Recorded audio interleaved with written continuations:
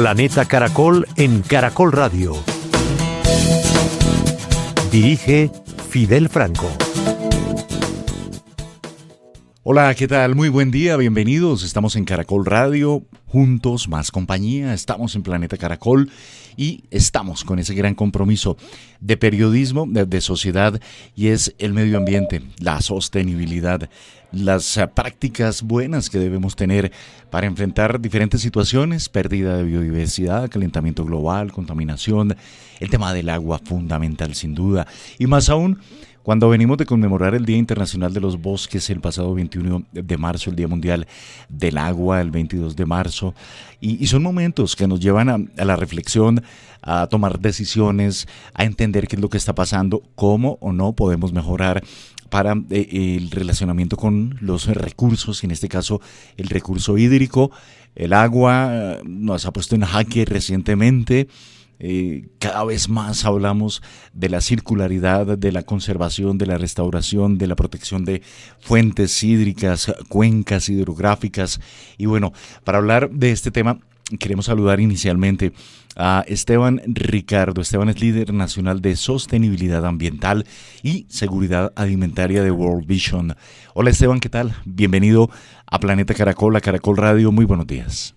Muy buenos días, Fidel. Gracias por la invitación. Importante la introducción que haces, porque marca un poco también lo que nosotros hemos venido haciendo y lo que hemos venido trabajando hasta el momento en World Vision. Sin duda, y es un debate global, es un debate planetario, el tema del agua, el tema de los recursos básicos naturales. Lo vemos en grandes foros como Naciones Unidas, Unión Europea también se ocupa del tema. Aquí en Latinoamérica, por supuesto que estamos jalonando e impulsando esta temática. El Plan Nacional de Desarrollo, sí, del actual gobierno, tiene como eje fundamental el agua. Y en ese orden de ideas, desde World Vision, Esteban, cuéntanos del llamado que ustedes lanzan justamente para fortalecer todo lo relacionado con la protección de los ecosistemas y el acceso equitativo, diría yo, ese derecho a un acceso equitativo a agua segura. Fidel, estamos justamente conmemorando un día muy importante y sabemos de todo el potencial de ecosistemas o el potencial ecosistémico que tenemos como país. Ustedes en este espacio lo han documentado y nos han informado mucho sobre esto. La audiencia pues lo conoce muy bien, de toda la riqueza que tenemos en biodiversidad, en agua y en diferentes especies. Bueno, ya lo conocemos. Sin embargo, en esta conmemoración es momento para abordar también cifras que son bastante preocupantes, como la deforestación. Desde 2004, pues, para tener un dato un poco más reciente, fueron más de 110.000 hectáreas que se deforestaron en Colombia. Bajó un poco hacia 2025, luego se ha puesto un poco más estable, pero esta cifra está alrededor de las 80.000 hectáreas, que es una cifra supremamente alta, que en cualquier país, por ejemplo, de Europa, sería una gran porción del territorio. Acá estamos perdiendo muchas hectáreas cada año, ¿cierto? Estas hectáreas están principalmente en la Amazonía. Sin embargo, en todo el territorio estamos teniendo una alta deforestación que continúa degradando ecosistemas, que continúa haciéndonos perder biodiversidad, servicios ecosistémicos. Y desde World Vision hemos puesto la lupa sobre esto y hemos ido brindando soluciones a través de metodologías que hemos identificado a nivel global para restaurar estos ecosistemas. Nosotros somos una organización de ayuda humanitaria que trabaja principalmente para niñas, niños, adolescentes, sus familias, comunidades vulnerables y comunidades más vulnerables. Y este tema ha sido muy importante para nosotros porque nos hemos enfocado en buscar que estas niñas y niños estén en ambientes sostenibles, ambientes protectores, tanto como desde su protección frente a violencias y demás, pues para que gocen de un ambiente sano. Y nuestro llamado y nuestro trabajo actualmente es buscar alternativas, soluciones para, en este caso, mejorar las condiciones ambientales, y eso deriva a su vez en la protección de la niñez en general. Claro, eso es importante y muy importante recabar que es increíble entender cómo ocurre, por ejemplo, tomemos como ejemplo La Guajira, donde hay que caminar hasta 1 hora o más para traer agua a la casa, al hogar. Y esa tarea a veces la hacen los mismos niños. El hecho de que niñas, niños y adolescentes no tengan acceso a ese saneamiento básico, a ese derecho, al derecho fundamental al agua, Esteban y oyentes, pues nos permite advertir que en algo nos equivocamos durante tantos años y que esto no debiese estar ocurriendo. Por supuesto, es un derecho fundamental que tenemos y en especial, bueno, niñas y niños se ven afectados por la falta de agua en departamentos como La Guajira. Y hacías notar algo muy importante y es que ellos no solamente tienen esa afectación al derecho de acceso como tal, Ujú, sino que esto los pone en un escenario de vulneración mucho mayor. En el momento en el que una niña, un niño, un adolescente, una mujer, en este caso, deben ir desplazarse algunos kilómetros para buscar agua, para llegar al Hawái más cercano o al pozo más cercano, ujú, pues esto los pone en un riesgo particularmente alto para la región, un riesgo de estar solos, muchas veces son niños solos o un niño y una niña que van con sus hermanitos que son también niños. Esto deriva en un riesgo que ha sido documentado para la región y para otras partes. Ocurre también en zonas remotas de la Amazonía, en Colombia, bueno, en muchas regiones también, en otros países, en otros continentes, en África también ujú. se ha notado esto y es bastante grave esta afectación y lo que puede derivar no solamente en el acceso, sino también derivar en otras vulnerabilidades. Claro, son menores expuestos y también está en juego la salud pública, porque no es un agua tratada adecuadamente y puede su salud afectarse directamente. Allí debiese haber una acción, no sé, institucional para de verdad implementar procesos que permitan el acceso al agua justa a todas estas comunidades. Esteban, ¿cómo construir esa arquitectura? ¿De qué manera avanzar hacia esa dirección? Son soluciones que deben ser integrales. Nosotros como World Vision, en alianza con proyectos que hemos realizado con entidades internacionales, donantes como la Unión Europea, anteriormente con USAID y otras agencias, también con el gobierno nacional a través del Ministerio de Vivienda. Hemos adelantado proyectos en La Guajira, por ejemplo, para rehabilitación de pozos, Ujú, rehabilitación de sistemas de agua, implementación de sistemas de potabilización de agua. Esas han sido soluciones basadas en la infraestructura, que lo que permiten es efectivamente recuperar esos lugares o esas estructuras que proveen de agua a las comunidades.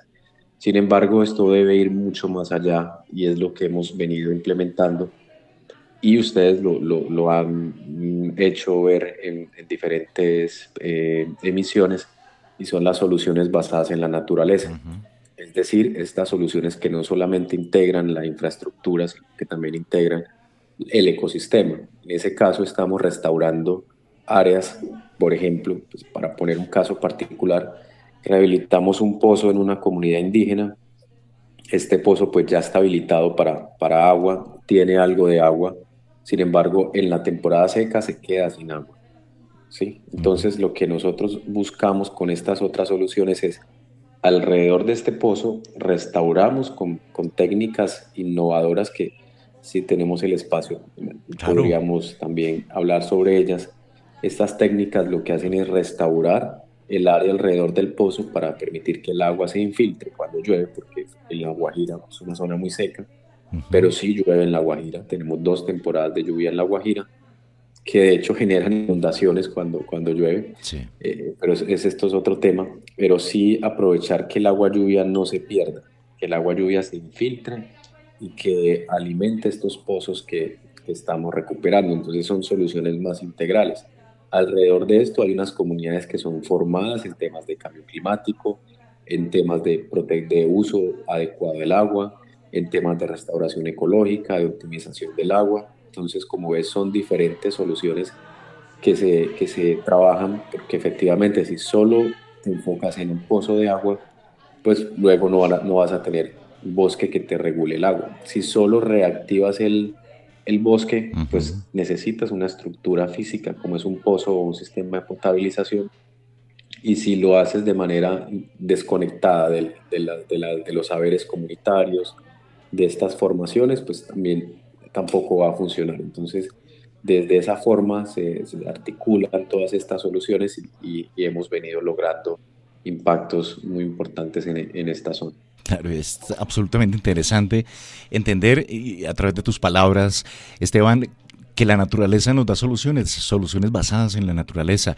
Por supuesto, ya esas estructuras, los pozos que hay allí, tenemos como ejemplo en La Guajira, el restaurar, asumo que con especies endémicas, ¿no? Bosque seco tropical, restaurar el entorno de estos pozos permite que durante las 2 temporadas de lluvia del año capte, por supuesto, ese bosque capta y retenga el agua que va liberando y va manteniendo, si se puede llamar, activo el pozo. Ese relacionamiento con las comunidades para llevar a cabo estas técnicas, ¿cómo es? ¿Cómo ha sido? ¿Hay percepción? ¿Hay aceptación? ¿No hay que convencerlos demasiado? Hablemos un poco como de ese trabajo en terreno. Es un trabajo y agradezco mucho esta pregunta porque de verdad que es importante considerar a las comunidades. Estamos hablando de comunidades en su mayoría indígenas, de Ujú. la etnia Wayuu, con quienes trabajamos, también en comunidades indígenas en la Amazonía y en otras regiones del país. Particularmente en este caso, son comunidades indígenas que tienen sus saberes tradicionales, tienen sus autoridades o su forma de gobierno también interna, y no es fácil llegar a las comunidades, especialmente cuando hay que implementar algunos cambios en algunas prácticas que no han sido sostenibles alrededor del tiempo. Nosotros valoramos mucho el papel de las comunidades indígenas, es fundamental para la conservación de los bosques, para la relación con la comunidad. Sin embargo, ellos también tienen algunas prácticas como nosotros, como todos los ciudadanos, algunas prácticas que no son adecuadas. Cambiar estas prácticas es un desafío. ¿Cómo lo hemos logrado? Es un proceso de muchos años para nosotros, y llegar con estas soluciones e implementar esto, pues llevamos muchos años, unas décadas en La Guajira trabajando en otras áreas. Entonces, la comunidad ya nos conoce con programas de protección de la niñez, con programas de patrocinio Sí. de niñas y niños, con programas de desarrollo social. Entonces, hemos venido generando un impacto positivo en la comunidad y generando una confianza que nos permite ya hablarnos de frente y decir, bueno, pues, esto ha funcionado, ahora hemos identificado este desafío, ¿cómo lo podemos resolver? Tenemos estas prácticas que hemos implementado en otros lugares, utilizamos videos, utilizamos testimonios, utilizamos intercambio de experiencia, y es llevar personas a otras zonas para que vean Ujú. lo que se hace, porque al inicio no es fácil cuando intentas plantear un cambio en una práctica, cuando las personas dicen, bueno, así, y no solamente con lo ambiental, también aplica para muchas otras áreas de la vida, y es, bueno, yo lo he venido haciendo de esta manera toda la vida y pues aquí estoy bien, ¿no? Aquí me ha funcionado y aquí estamos. Entonces, es como, bueno, cambiemos esta práctica, y es un proceso que se hace lento, es un proceso que se hace con las comunidades. Nosotros trabajamos mucho con una metodología de pilotos. Entonces, en este momento estamos realizando proyectos de restauración a una magnitud considerable, con manglares, con bosque seco, bosque Qué bien. xerofítico, en la Guajira, en la Amazonía. Pero antes de eso implementamos pilotos de 1 hectárea, 2 hectáreas, 3 hectáreas, con recursos propios, y bueno, venga, trabajemos en este proyecto. Pero es un proyecto pequeño que no requiere una movilización grande de recursos ni de la comunidad. Entonces trabajamos con un grupo, en la Amazonía lo llamamos curacas, acá podemos llamar líder comunitario cacique también. bueno, trabajemos con el grupo, un grupo pequeño, vamos a restaurar 1 hectárea con esta práctica que es diferente a la práctica de sembrar simplemente árboles y vamos a ver cómo funciona. Hacemos un pilotaje y luego, bueno, mira, ha funcionado. Luego lo llevamos a otras comunidades y finalmente, después de ese piloto, viene un escalamiento de las prácticas a un número de hectáreas mayor, pues, si estamos hablando de restauración, y así con las demás intervenciones. Y nos ha funcionado esta práctica de pequeños pilotos. Nosotros somos una confraternidad, estamos en más de 100 países y tenemos la ventaja de traer prácticas que hemos implementado en otros lugares. Claro. He tenido la oportunidad de trabajar con comunidades o conocer el trabajo, por ejemplo, en África, en Kenia, y lo que hacemos es, bueno, llevemos estas prácticas que han funcionado a Colombia. ¿Cómo? A través de un piloto. Si Claro. funciona, lo seguimos escalando. Si vemos que no funciona, pues probamos y documentamos. Qué interesante, sin duda. Qué interesante trabajo que vienen llevando a cabo desde World Vision, porque protección del agua, de los ecosistemas, de los bosques es fundamental para la vida, para la dignidad y los derechos de la niñez y de las comunidades, y qué chévere eso. Una inquietud, las plántulas, los árboles, los arbustos, tienen convenios con, no sé, jardines botánicos, o de qué manera logran acceder a ese material. Tenemos dos formas de hacerlo Uh-huh. y este es muy importante porque hay una práctica que realizamos que es supremamente escalable en Colombia y que nos va a permitir avanzar en estas metas de restauración. Puedo hablar de ella en un momento. La primera que implementamos, o una técnica, pues, o una práctica mejor, pues es muy común en Colombia, es el establecimiento de viveros forestales en comunidades. Muy bien. Entonces, a través de grupos de mujeres principalmente, establecemos viveros forestales. El vivero forestal pues toma semillas del territorio, las llevamos a un vivero, hacemos todo el proceso de tratamiento de las semillas, esto con capacitación técnica, porque este proceso eh, es un proceso viable y exitoso siempre y cuando se haga correctamente. ¿Sí? Sembrar árboles no es una práctica fácil. Sembrar árboles va desde lo que venías mencionando y es cómo escogen las especies, Claro. qué especies escoger, cuáles sembrar, en qué momento sembrarlas. No todas las especies se pueden sembrar en un mismo lugar, no todas se pueden distribuir de la misma forma en el territorio y esto se logra con un conocimiento técnico. Con las comunidades establecemos los viveros y de estos viveros tomamos material vegetal para la reforestación. En este caso, reforestación o restauración con especies nativas. Uh-huh. Se hace de dos maneras. Una es a través de convenios con las comunidades donde les compramos el material vegetal y otra es donde nosotros fortalecemos la infraestructura, entregamos el vivero, tomamos de ahí material vegetal y ellos quedan con la estructura Qué para bueno. ellos seguir trabajando con ellas y vendiendo material vegetal a otros proyectos. Esa es una forma que nos ha funcionado. Otra forma es adquirir material vegetal en viveros locales y este pues es un llamado también para quienes realizan este tipo de proyectos y es garantizar la procedencia de la semilla y demás. El ICA tiene unos controles y unas certificaciones a viveros.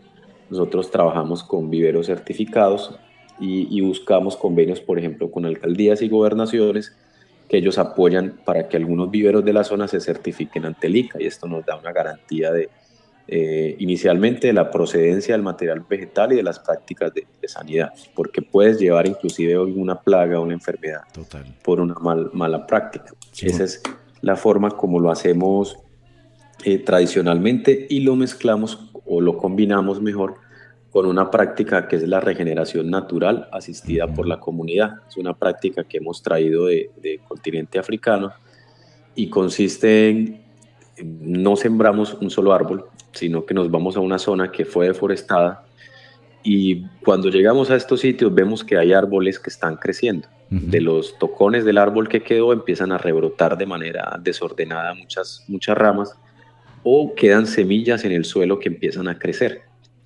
Lo que se hace normalmente en la restauración o en la reforestación convencional es que uno llega y limpia el terreno para poder sembrar árboles. Entonces descubrimos que cuando limpiamos el terreno, lo que estamos haciendo es eliminar lo que está creciendo naturalmente. Claro. Entonces el proceso consiste en lo que empieza a crecer naturalmente, lo adoptamos como si fuera un árbol sembrado y le hacemos un proceso de poda, como podar un árbol de limón o de aguacate en una plantación agrícola. Entonces, cuando podamos los árboles, potenciamos el crecimiento, los nutrientes se absorben más rápido y este árbol crece 5 o 6 veces más rápido que dejarlo quieto o 5 o 6 veces más rápido que sembrar un árbol. Entonces, parece una práctica sencilla, pero tiene una potencia impresionante y nos evita sembrar árboles en la etapa de vivero, los costos. Por ejemplo, en comunidades en Brasil acabamos de iniciar un proceso de 1.500 hectáreas en una zona alejada de la Amazonía, donde llevar una plántula puede tener un costo más o menos de $10, solo llevar una planta, incluyendo transporte por lancha, incluyendo la etapa de vivero, incluyendo todo esto. Entonces, con esta práctica nos ahorramos todo esto, aprovechamos lo que está creciendo, se hace una poda de formación, este árbol crece rápido y parece que no, pero cuando deforestamos un área, queda un banco de semillas en el suelo y quedan unas plantas que empiezan a crecer. Esta práctica no aplica en todas las áreas, hay áreas donde no hay esa regeneración natural, pues ahí sí vamos y sembramos árboles. Donde vemos que están creciendo plantas de árboles, pues ahí aplicamos la poda. Tiene una ventaja y es que ya el árbol creció ahí. Quiere decir que ya se adaptó solito a esas condiciones. Nos ahorra costos, vale más o menos el 10% de restaurar una hectárea. Normalmente el costo de esta práctica es el 10%. Y ya en el mundo hemos restaurado más de 5 millones de hectáreas con esta práctica que ya está adoptada por la FAO, por Naciones Unidas. Y es una práctica que queremos escalar en Colombia, porque ustedes también lo han comentado, pues tenemos unas metas que son las contribuciones nacionales determinadas. Exacto. Tenemos unas metas de siembra de árboles y de restauración del país que no se han cumplido, pues son temas muy costosos y de mucha logística. Y este tipo de prácticas, por ser prácticas muy eficientes o costo eficientes, pueden ayudarnos a llegar a esas metas, además que la puede hacer cualquier persona. Claro. Sembrar un árbol, pues en la ciudad lo hace cualquier persona, pero ya en la zona rural es complejo, tienes que llevar peso, tienes que tener herramientas muy pesadas, entonces normalmente lo hacen hombres. Esta práctica de poda de árboles lo hacen mujeres, personas de la tercera edad, jóvenes, en fin, entonces es bastante interesante. Súper interesante, sin duda. Gran trabajo, Esteban Ricardo, líder nacional de sostenibilidad ambiental y seguridad alimentaria de World Vision. Este trabajo que vienen haciendo con comunidades en diferentes países del mundo, más de 100. El tema del agua, garantizar el agua y los bosques garantizarán sin duda el futuro y la vida de la niñez en Colombia. Esteban, gracias por tu tiempo y gracias por estar en contacto con los oyentes de Planeta Caracol aquí en Caracol Radio. Fidel, muchas gracias por la invitación y a los oyentes por escucharnos y por todas las reacciones que seguro vamos a tener y vamos a interactuar posteriormente. Escuchas Planeta Caracol.